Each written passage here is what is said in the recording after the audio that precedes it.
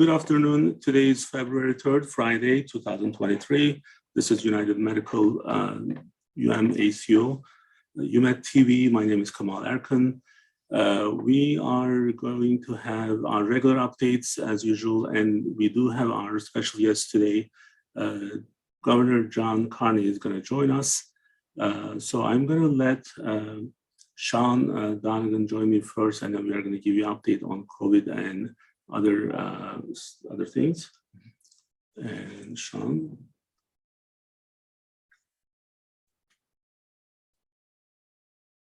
All right, good afternoon.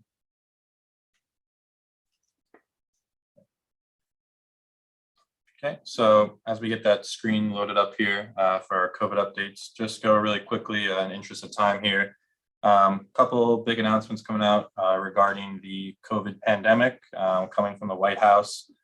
We saw there's a vote to actually end the pandemic coming in May. So once May rolls around, some of the benefits that are associated with the pandemic emergency will be rolled back, and there will be some adjustments in that realm of things. So we want to keep our eyes peeled, see how we can prepare for some of the adjustments that we need to make, whether it's financial and healthcare aspects that will be repealed, and some of those emergency things that we're actually going to touch on later with, such as like telemedicine. And then just looking at our numbers here for COVID, we did see a little spike in January, as could be expected with the winter months approaching. So January, temperatures dropping, also combined with flu season, people are getting a little bit more sick, their immune systems maybe run down. So we did see a little bit of a spike, but the mortality rate has not increased, so not alarming. As we know, we were tracking that back with China when they had those one-day spikes that were really, really large in the end of the fall going into the winter there back in December. So just looking at the numbers overall, like I said, seems to be pretty steady as long as the mortality rate is remaining constant, not increasing. It's nothing that we weren't expecting out of the ordinary for these winter months. All right, well, thank you. So I'm going to let our special guest in. While I'm doing that, I have to do the technical stuff as well. So, right, so our governor, John Carney, is joining us right now.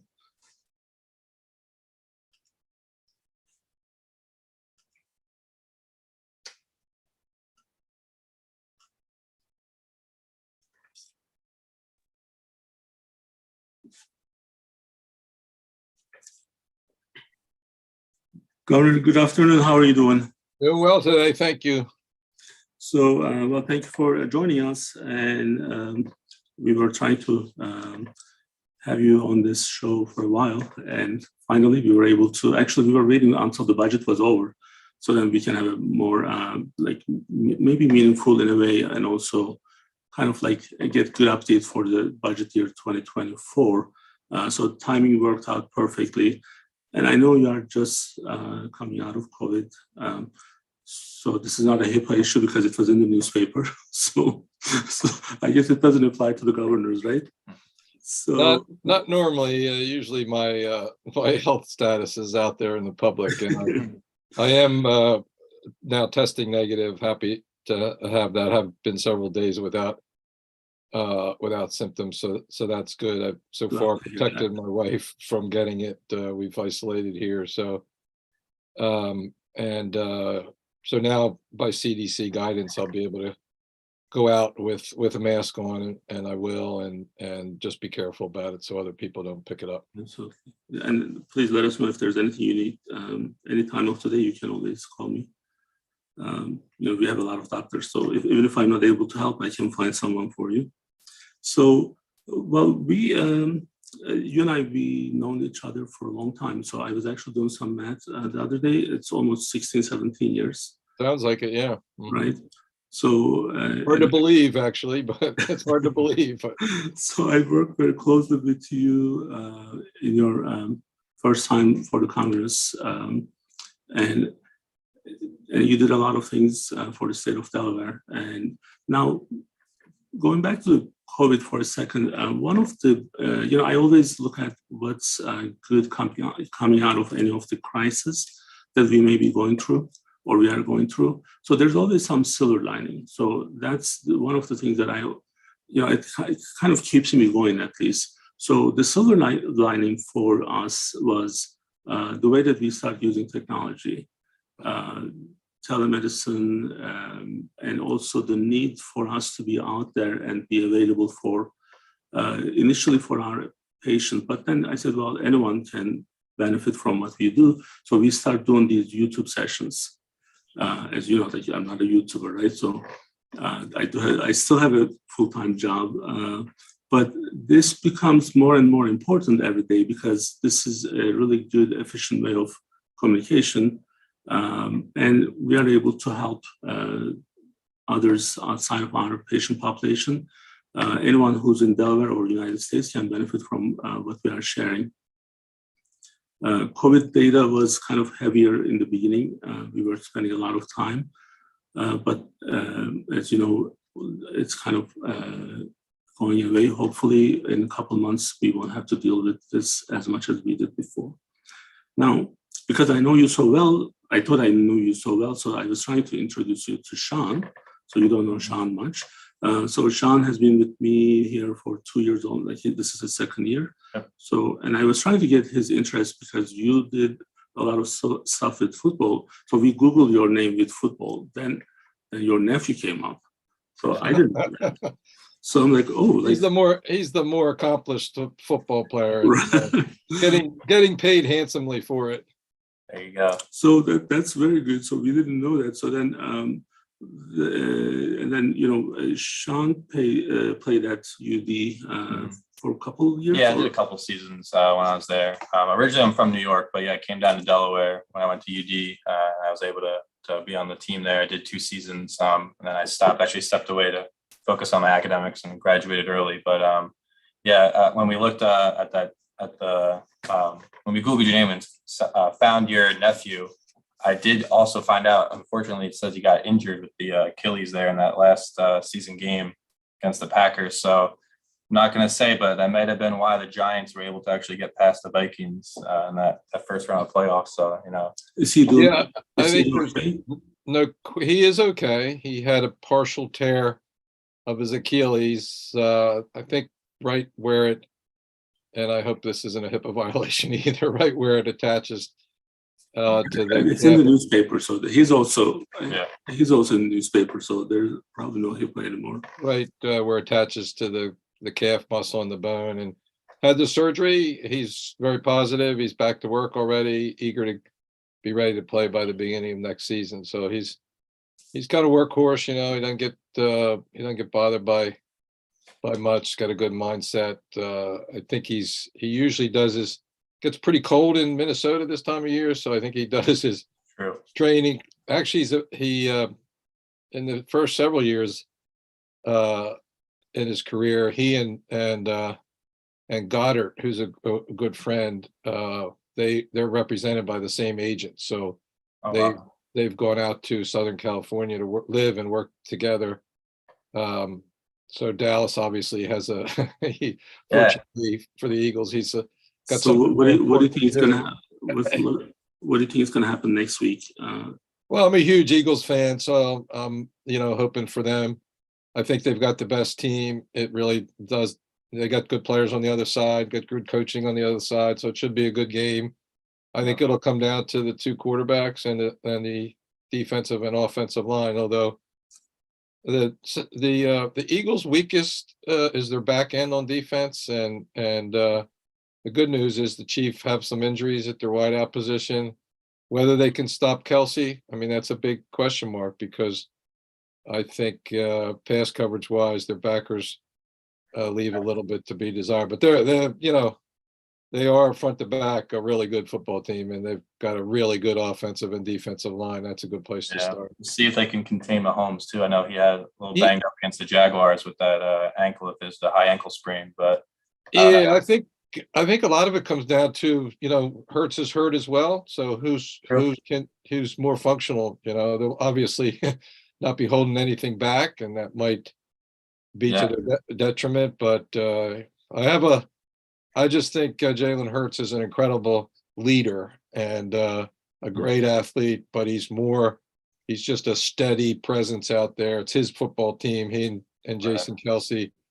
And, I like our chances with those two guys. So, Governor, are you able to get like any special deals because your nephew is a big star? No. In fact, people keep asking me I was going to ask you, that's why I was. am I going to the game? And I said, look, I went to the Eagles game when they beat the Patriots in Minnesota, interestingly enough. It was a great experience, but it cost me a ton of money. And I'm a public servant, I don't have that kind of money, but I'll tell you what, it was worth every penny, for the tickets were like 2,500 or something. I took my younger son out, and then the air flight and all those, everything when you were out there. So, but I tell you, it was a great game and a great Eagles win. All right. Sure. Well, so Governor, we're going to start with our budget discussion, and this is you actually just finalized this, so it's pretty much fresh, probably in your mind. Very fresh, yeah. It's a good time to actually have an interview because January is a very big month for the governor, state of the state, budget presentation. It's an opportunity to get folks' attention, and so we appreciate the opportunity to share it online with you. All right. So now, actually, Sean is in the same room with me. So if there's anything we need from him, we'll bring him back. So that's kind of our format. So now let me we have a little video running for this. And okay, so now I don't know if you remember this, but in 2008, I was in the transition committee of Jack Markell. And the budget, even from that time, it was so important. So I was on the healthcare side of it. So every time I see the new budget, and I look at the total amount and the total number to see how much more we are spending or we need. So we were in like 3 billion or so. Right now, I know it's around like 5.5 almost, right? So if you can kind of give us a summary of what this budget is going to focus on and what are the challenges. Yeah, so a couple of the highlights. First of all, when I first came in 2017, we were looking at about a $350 million deficit. And part of that was because, the rules that the governors and legislature follow allow a budget that's appropriates up to 98%. So almost all the revenue that's estimated by our Delaware Economic and Financial Advisory Committee. What that does is it gives, it can create appropriating into revenue bubbles. So a revenue number that's higher than normal. And so over the last 5 years, 6 years now, we have taken a different approach. We have imposed a spending limit on our proposed budget and tried to stick with that with the legislature. And it's based on economic factors, income growth, median income, household income growth in Delaware, the GDP growth for Delaware. And so it tends to be, in the 4 to 5% range. That's what it's been over the last couple of years. It's been more than that recently because of inflation.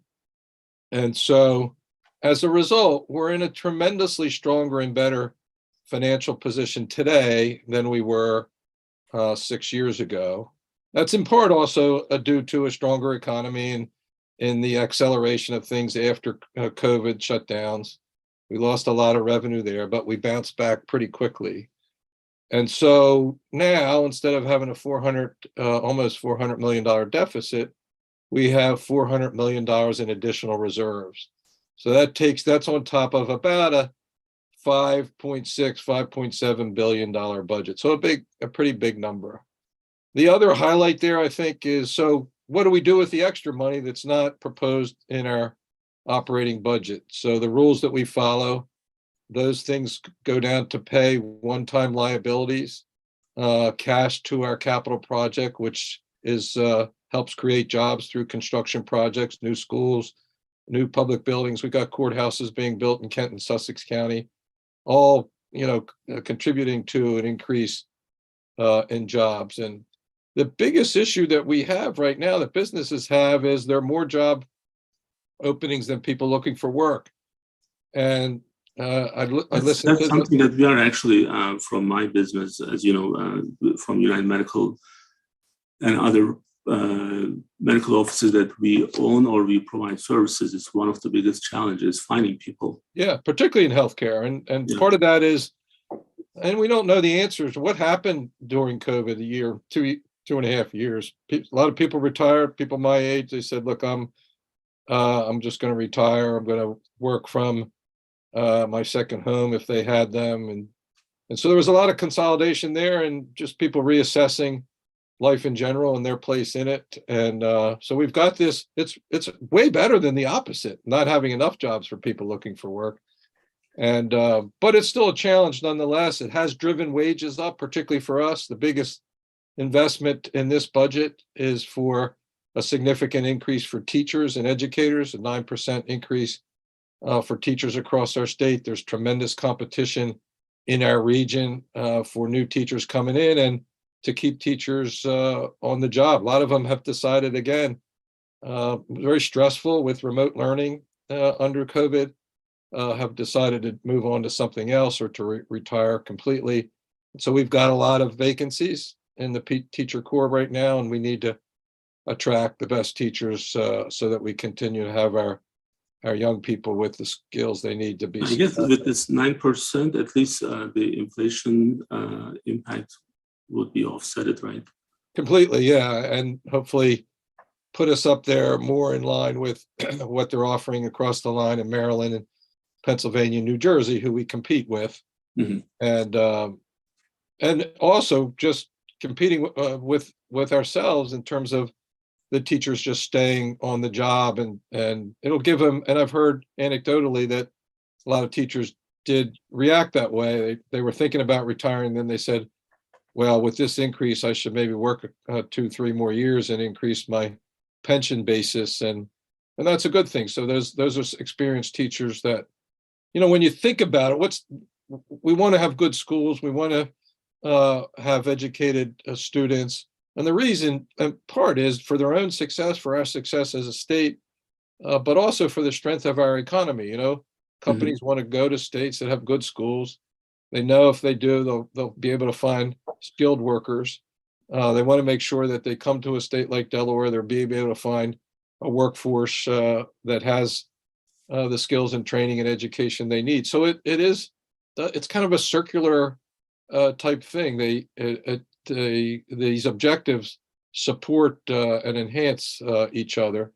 And this growing economy, again, produces tax revenue that enables us to make these investments and to protect the taxpayers from further tax increases. So, you know, that's what the budget really focuses on: our bigger and stronger financial position, our investment in education, both elementary, secondary, and colleges and universities, as well as preschool. The budget makes a significant investment in preschool education, which we think is important, getting our children off to a good, strong start.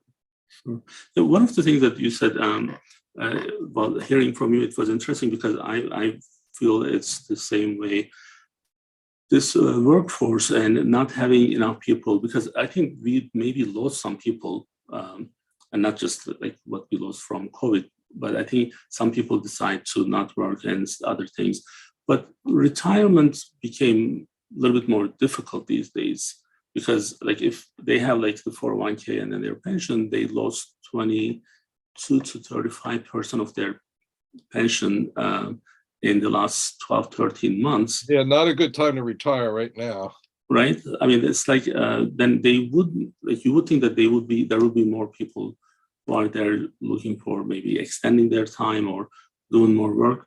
In fact, we covered this a couple of weeks ago.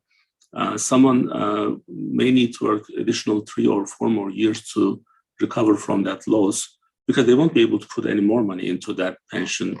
So it's kind of like, honestly, with everything that's happening globally, I'm a little bit worried about how we are going to kind of reconcile everything at some point, because I've been here for almost 24, 25 years.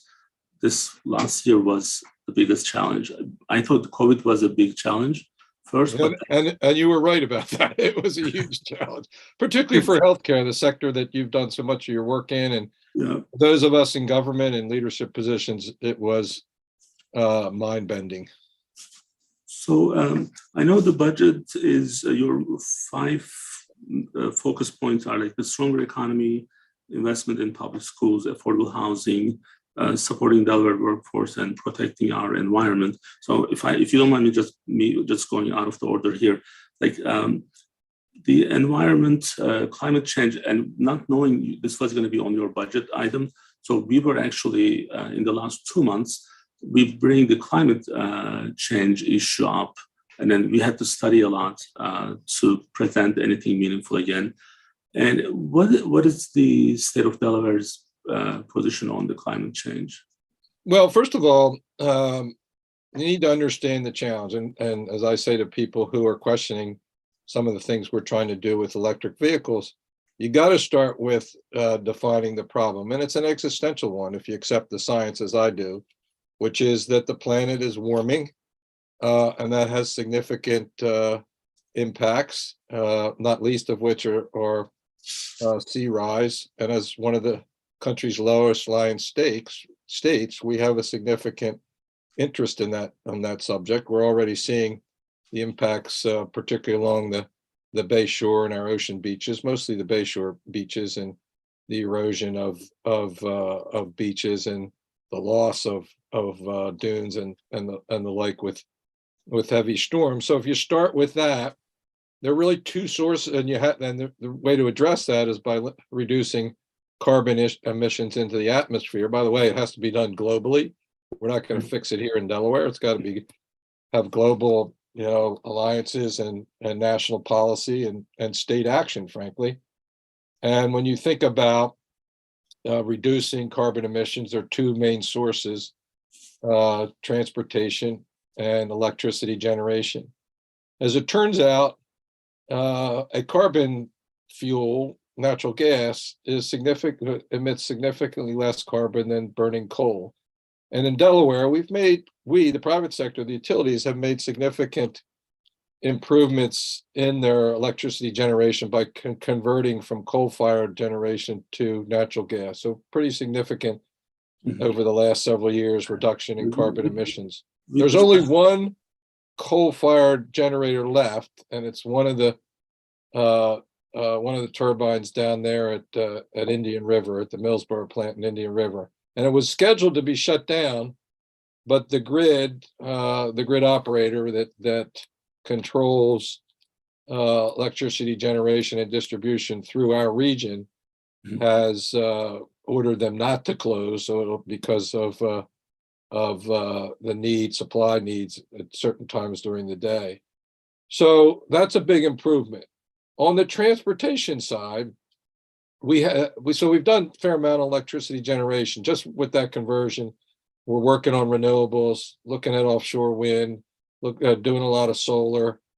So those things will ramp up over time and ultimately replace, hopefully, some of the natural gas fired generation. We do have a nuclear plant, which has to be part of it. Anybody who thinks that you can eliminate carbon-based electricity generation without nuclear, I think hasn't looked at the math. But in any case, so we need to do something on the transportation side. We're not a state with great densities, and so public transportation doesn't make a whole lot of sense for us. It's important to the level we have, but the fare back subsidy for our buses is really, really high and significant. The idea of installing a light rail system, I don't know that it makes a lot of sense. So it really kind of drives you, pun intended, towards electric vehicles, right? And as Delaware's contribution to reducing carbon emissions from transportation sources. And so we're looking at, we have federal money to kind of establish electric generation facilities. I think we need to find partnerships with the private sector, just like gas stations are run today. So there's a lot of work to be done. I know it's making a lot of people nervous that we've try to join or explore opportunities with what's referred to as the California, approach. And we need to determine, based on public input and the challenges that we face, whether that makes sense for Delaware and what we should do. So really focusing on electric vehicles as, Delaware's where we need to go next with respect to addressing climate change. So it's again, because we haven't catch up with these issues before, so and then we didn't rehearse for this meeting either. So I didn't know where you were with some of these, but it's kind of like similar to the way that I'm approaching this issue and the way that we cover this in our sessions. Like one of the problem that I see, instead of focusing on the damage itself, like where the problem areas are, like, just an example, and I'm going to go outside of United States. So apparently in Pakistan, the population growth is about 400% in the last 60 years. And that growth is happening in the riverbanks. And the poverty is high. And now, not necessarily climate crisis, but the regular natural stuff that's happening, but now there are more people in front of it. So if there's a flood, then instead of there's 100 people, there are like 4,000 people. So it's damaging more people. I mean, it's killing more people. And same thing in Florida. In the last 80 years, I believe the number of homes, residents was about 540,000. I may be off a little bit. Right now it's 12.5 million. Ooh. So then when we have the hurricane, this same hurricane is going to come through, right? So, but then damage is a lot more. So then everyone is focusing on that damage and saying that, oh, this is what climate change does. I mean, I'm not refuting the whole thing, but I think the way that we approach before we take most expensive methods, I think we can probably do it. Certain changes in the structure that we have today. So then this includes the birth control too, because for some countries that's really bad.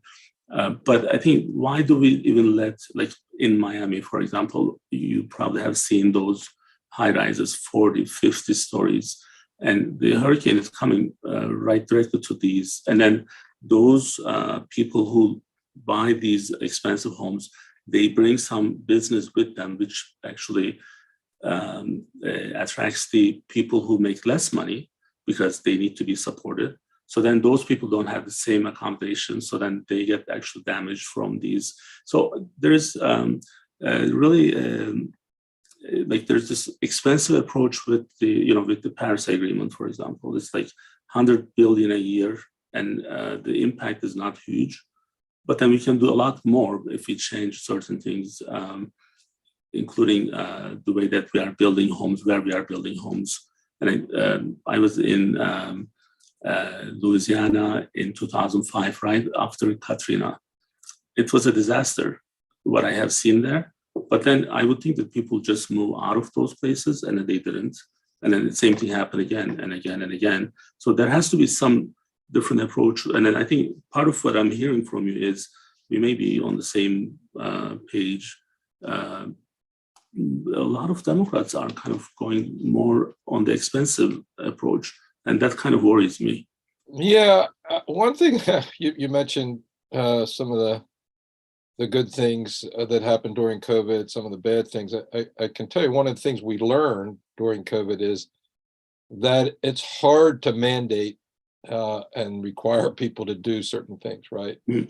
It tends to work better if you create incentives for them to make the right decisions.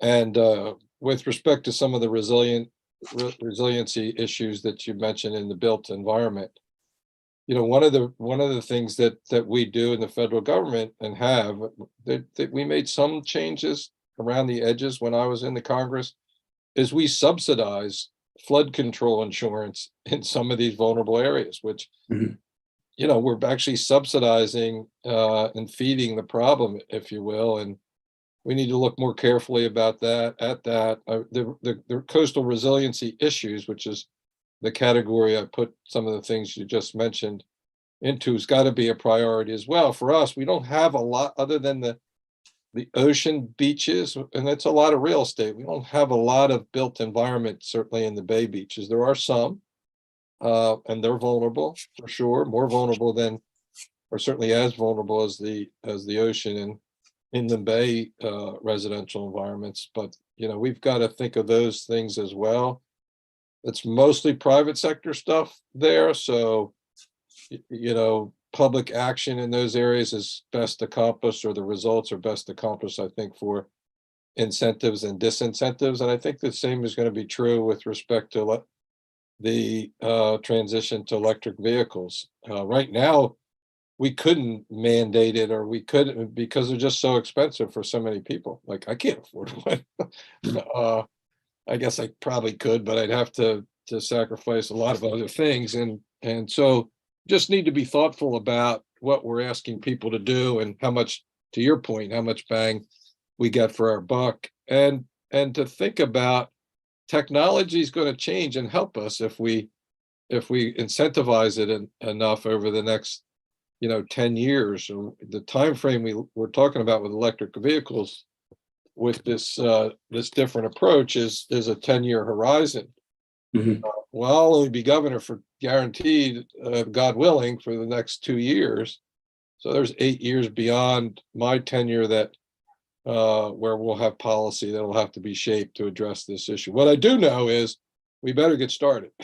Yeah, And the longer we wait, the harder it is. We need to be mindful of costs on people. We need to be, certainly in our country, be mindful of people who hold dear to their rights to make decisions on their own. But we need to create the right incentives and disincentives towards those decisions. Sure. Now, in the budget, I also see the affordable housing, and I know you started that years back, but now this year is a little bit more. You're able to do that. Yeah, we're basically, so it's a very expensive proposition, housing in general, and so we've got a couple of three big problems. One is people are homeless, and to a certain extent, that is related to the unavailability of affordable places for them to live. But by and large, it also is a function of mental health and substance abuse issues that they have. They're combined, right, for sure, and economic issues. You don't have enough money, can't afford a place to live, you can't go to work because you've got these other issues and problems. So that's a separate population. But then we need people who go to work every day, or people that are on public assistance that need affordable units, and we don't have enough of those. And then the next step up, kind of workforce housing, again, the need for affordable units. For instance, in the lower part of our state, we have very high residential prices in eastern Sussex around the beaches. And then we have people that got to go work in those grocery stores, bars, restaurants, service organizations, or service businesses, and they can't afford to live there.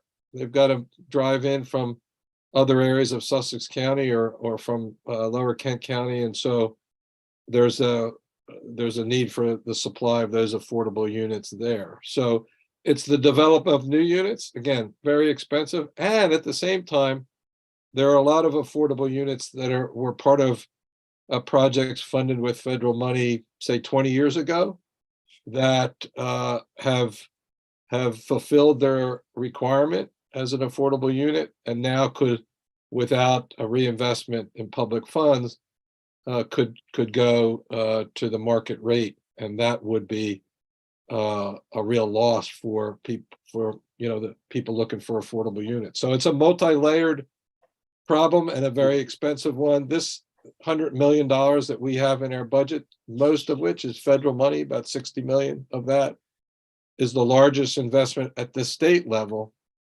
in creating, helping leverage the private sector to create affordable housing units. So, well, I think again, it's like the similar issue. When we were talking about Florida, like there are those big homes and expensive homes, but then someone needs to support those businesses now. Then Exactly. they won't be able to find places. So that's the same thing. So many people may not know, but Louis and Rehoboth, they're getting a decent place. It's way too expensive. So, and then now we do the same, like we have medical offices. Those people, actually, I was just talking to a couple of our cardiologists there. So like, okay, so these homes are so expensive, but then employees, they actually make even a little bit less than what they make in the North. So Yeah. now, how are like, where are they coming from? Where do they live? So how does that work? So it's kind of like, I think what we are doing is, even though it may be expensive, but I think it's worthwhile. You make a good point, because you've got a lot of those support personnel that work for your much higher paid professional physicians, cardiologists, etc. But they need a place to live too, and they, in some cases, aren't making enough money for the housing in a particular area. Sure. They might make really good, middle income money, but there's not those middle income, units available, and so they've got to look elsewhere, or we've got to try to develop units or incentivize the private sector to develop units in that geographic area. There's a little bit of both going on there, but this budget really makes an investment in that challenge. So I want to give you some updates from us, from United Medical ACO. With the COVID, actually, it made it even more important why we had to be all together with our practices. So last year in 2022, we have seen a total of almost 115,000 patients, 490,000 appointments. I'm looking at Sean to kind of correct me if I'm out, if I'm too far out with the numbers, but almost 500,000 appointments. So, and then, as you know, we do these under the value-based agreements now. We were one of the first one with Medicare, MSSP in 2016, and then added Highmark. And then first two Medicaid plans, we were the ACO with them. And then later on, we became the state Medicaid ACO as well. So we just almost finalizing right now, Aetna, where Medicare, some of the Medicare population, which state of Delaware employees, retirees are there, and also United Health with the new ARRP Medicare Advantage plan. So by the time we complete this month, I think we'll have almost 8 or 9 different ACO contracts, getting almost over 80,000 members just on the ACO level.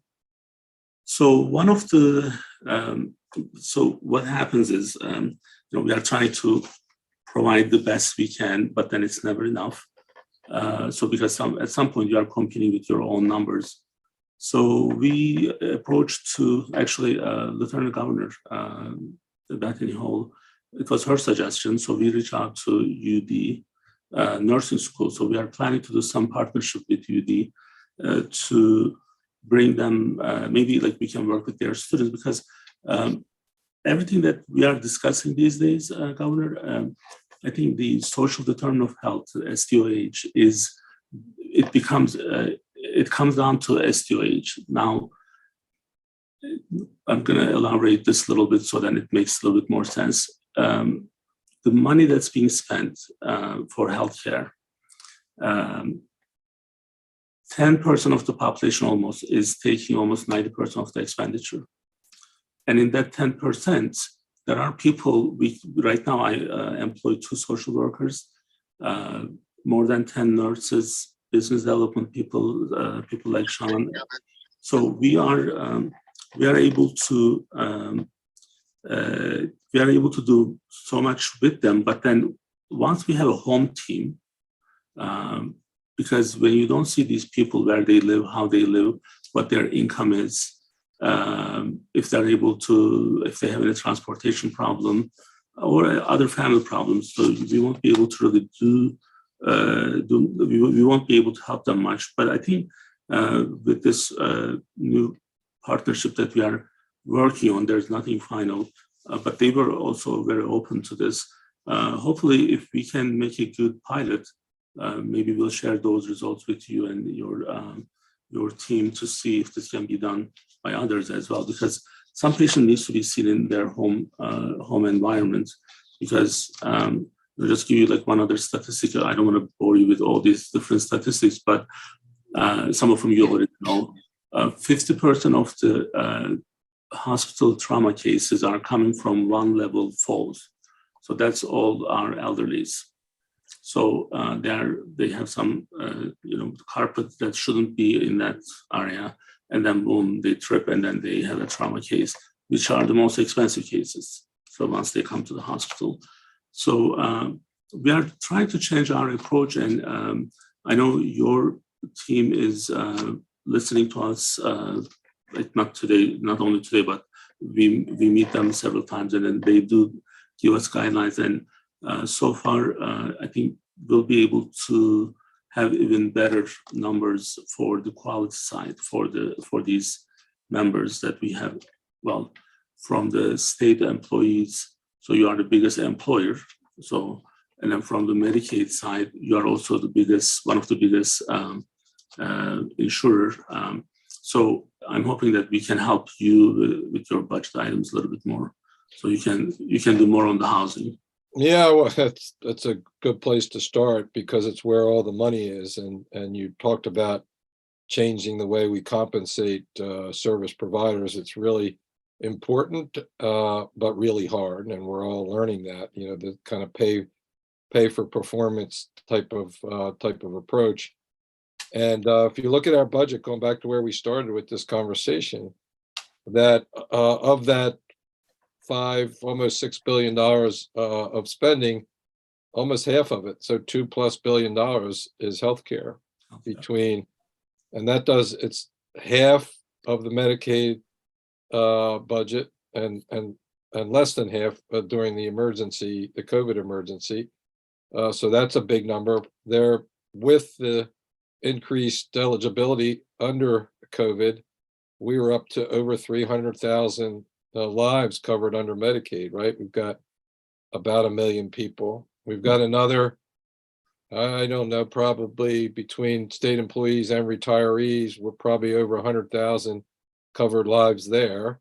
Yeah, maybe 150. So you're talking about, and then you have Medicare, which is a significant portion of the utilizers of healthcare. It's mostly elderly, of course, and that's primarily a federal obligation with respect to Medicare.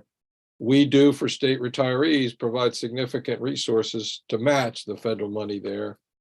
So it's a big number. And so taxpayers have a real interest in trying to keep those costs, the ones you talked about, ones that are avoidable, and there are lots of them that are attached to social problems, as you say, the social determinants there, housing being among them, homelessness, you name it.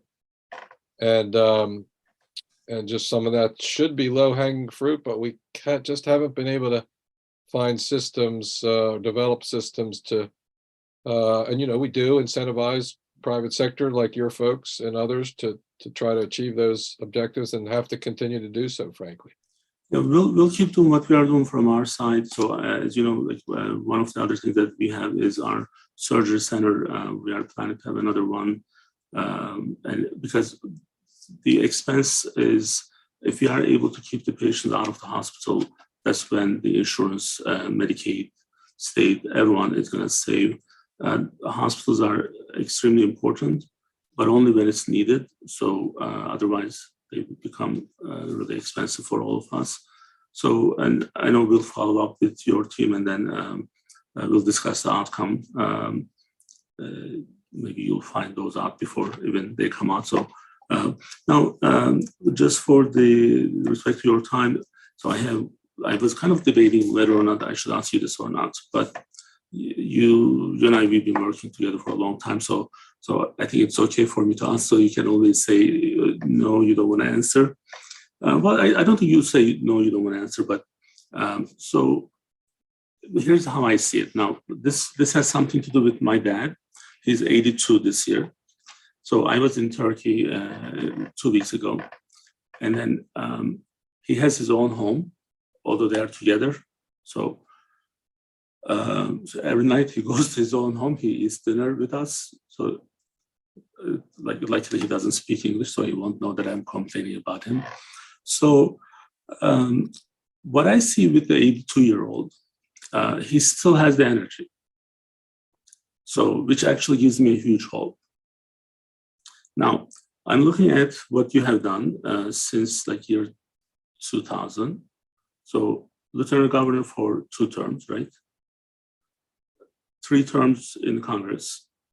So then 2 terms of the governor. So you have all the qualifications to do more. So after your term is up. So what's next for John Carney? Well, it's a great question. It's one that I haven't thought much about. I have a very important job to do now. We've got a lot of things that we want to continue to work on, objectives that we haven't fully achieved yet. Really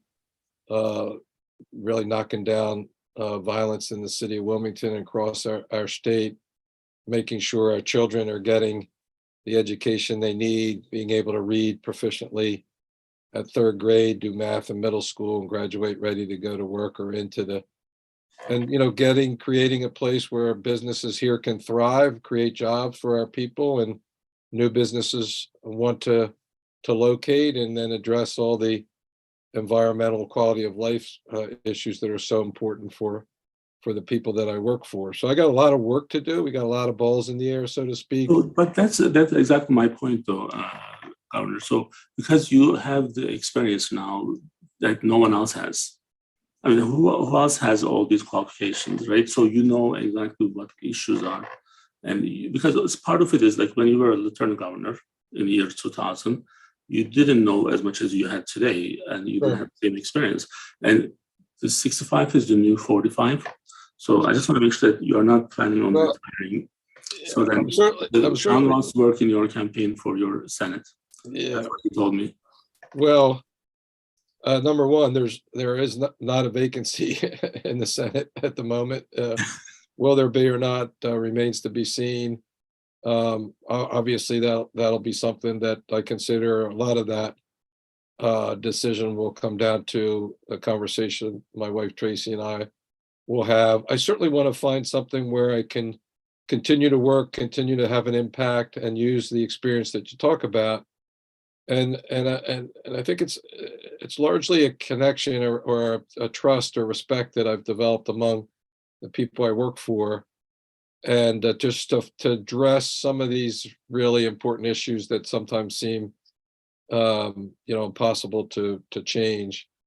And so the question is how to do that, and I haven't been able to figure that out quite yet, and I don't have a full-time attention to it, but as time goes on, I'll continue to have conversations with people, try to figure out where I might fit in, whether there is another political campaign in me. I mean, for those things, you really have to be committed to it, and your wife and your family has to be committed to it.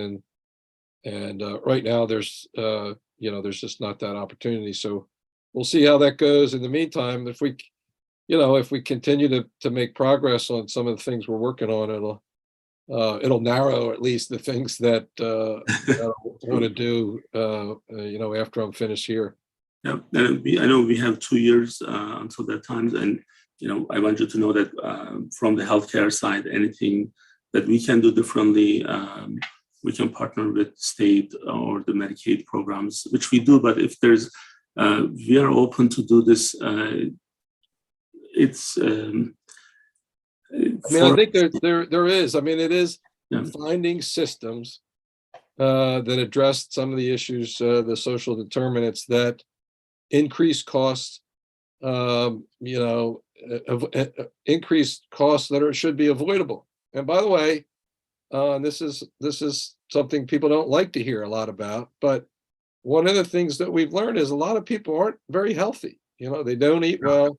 They they don't take care of themselves. They don't get enough regular physical activity. And I don't mean running marathons and that kind of thing. I mean, just, eating right, getting, adequate, walking 3 or 4 days a week, 30 minutes at least, that kind of thing. When I was lieutenant governor, I worked hard on that. And I know Lieutenant Governor Hall Long is as well. It's just a hard nut to crack, but there's a lot of savings to be had there. I can tell you, if we can get, and of course the pandemic with people vegging out in their homes didn't help. It just, for me, it was an opportunity to get outside. There's a big room to improve, definitely, because one of the topics that, because we talked to the Lieutenant Governor before, I don't want to take too much time from you on that, but like the obesity is one of the biggest problem for us. Now, again, because of the COVID, Dr. Aziz Erga, you met him, Dr. Erga I believe you met him before. So he and I, we do bariatric Fridays. Like every Friday, we go out and talk about morbid obesity, how they can actually, what patients need to do, how they can get ready for if they decide to go for surgery. But overall, the obesity is a huge problem. When we do case conferences for our ACO, it's amazing that almost 60-70% of the time we have to put weight loss consult. Patients are like 35 and over BMI. So it's knowing that number is not getting any better. So I know that these types of partnerships and the ACO-like contracts in place probably is going to make everyone more accountable from the provider side. And also patients will be more responsive to us. And we have seen improvement, honestly, year by year. This 2022 calendar year was better than all the other years. So I know that we are on the right direction, and I want to make sure that we can help you guys since we are all one big family here in Delaware. So, well, we certainly do rely on organizations like yours and professionals like those in your networks to figure out what we need to do and then do it. I mean, there are things we can do in public health and with our responsibility, government responsibility, but it's got to be private sector driven, and it's got to be driven by individuals, Well, again, thank you for joining us today. So I'm sure we'll come back to you for another session at some point this year, but I know you are busy because we also, almost every month, we have one of the state officials who are joining us. Nicole Poor is going to be with us to talk about menopause in a couple of weeks. Yes. So one of our providers will be there.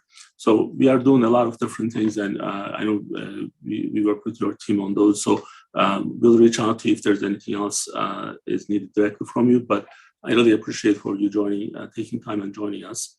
And hopefully Eagles will win. So although I have really not much in it. So it'll be a close game. It's going to be a battle. It'll be an exciting Super Bowl. Put it that way. Are you gonna sing the fight song for us? Fly, fly, Eagles, fly on the road to victory. Fight, Eagles, fight. You're getting it right now. Touchdown, 1, 2, spell it out. Fly Eagles. Eagles. So can you say fly Eagles? It's going to be difficult. Go Birds. We saw that hashtag. But I'm on the governor's side. So there you go. Well, thank you so much again for joining us. Thank you.